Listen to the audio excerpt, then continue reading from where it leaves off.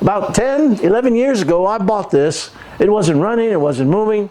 I fixed the engine, I fixed the transmission, I did the brakes, the suspension, the steering, I got it going, I even did the interior, and boy did I enjoy it. I'd go out of town in this thing a few times. I would drive this everywhere, every day, and I loved it. This is a 1989 Toyota Supra, and it starts right up. Check it out, like always. Yes! Wow! Now here's an image of when I first put my eyes on it, and this is what it looks like now.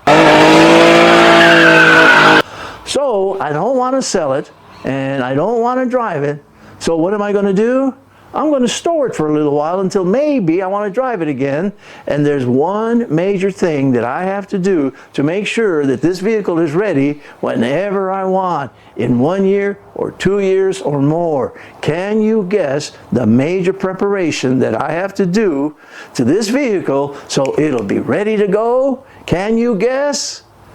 Prepare the fuel system. Let me show you what I mean. It's all about the gasoline.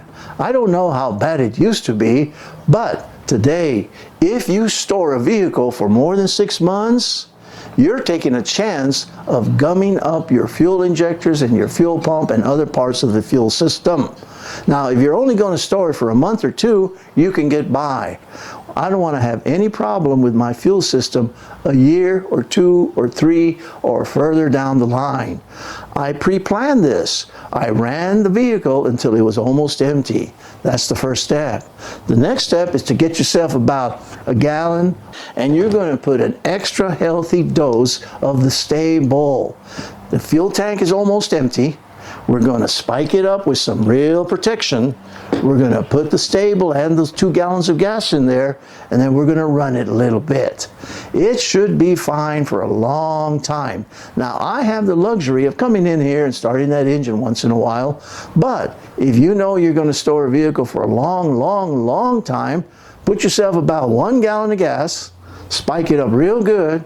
The tank is empty, put that treatment and the fuel in there, run it until it's empty, and that fuel system will be protected for decades from now. All they'll have to do is put some fresh fuel in it, replace the battery, crank it up. The instructions say 1 ounce for every 2.5 gallons. You can get only 1 ounce in there. You see that? That's 1 ounce. I've got 1 gallon. That's a pretty good amount. So I pour it in, I shake it up.